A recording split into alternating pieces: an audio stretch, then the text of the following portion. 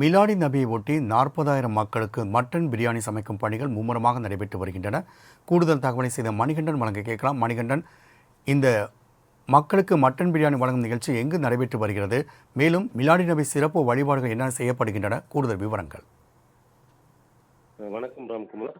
கோவையில் உள்ள உக்கடம் பள்ளிவாசல் சார்பில் அந்த பகுதியைச் சேர்ந்த 40,000 பொதுமக்களுக்கு மட்டன் பிரியாணி வழங்குவதற்காக பணிகள் விரைவாக நடைபெற்று வருகிறது. அதற்காக நள்ளிரவு முதல் இந்த பணிகள் மேற்கொள்ளப்பட்டு வருகிறது. அதாவது இஸ்லாமியர்களின் இறை தூதர் முகமது நபிகள் பிறந்த தினத்தை மிலாடி நபி விழாவாக உலகம் முழுவதும் கொண்டாடி வருகிறார்கள். அந்த அடிப்படையில் இந்த ஆண்டும் கொண்டாடப்பட்டு வருகிறது. இன்று கொண்டாடப்படும் அந்த விழாவில் பொதுமக்கள் 40,000 பேருக்கு பிரியாணி வழங்குவதற்காக முடிவு செய்யப்பட்டு அதற்காக 400க்கும் மேற்பட்ட ஆடுகள் கொண்டு வரப்பட்டு அவை பலியிடப்பட்டு 2,500 மேற்பட்ட பிரியாணி அரிசி, டன் கணக்கில் தக்காளி, கருவேப்பிலை, கொத்தமல்லி போன்ற உணவுப் பொருட்களை கொண்டு 250 ராட்சத அண்டாக்களில் இந்த பிரியாணிகள் இரவு முழுவதும் தயார் செய்யப்படுகின்றன. அதாவது நள்ளிரவு முதலே இந்த பணிகள் தொடங்கப்பட்டு 300க்கும் மேற்பட்ட சமையல் கலைஞர்கள் இந்த பிரியாணிகளை தயாரித்துள்ளார்கள்.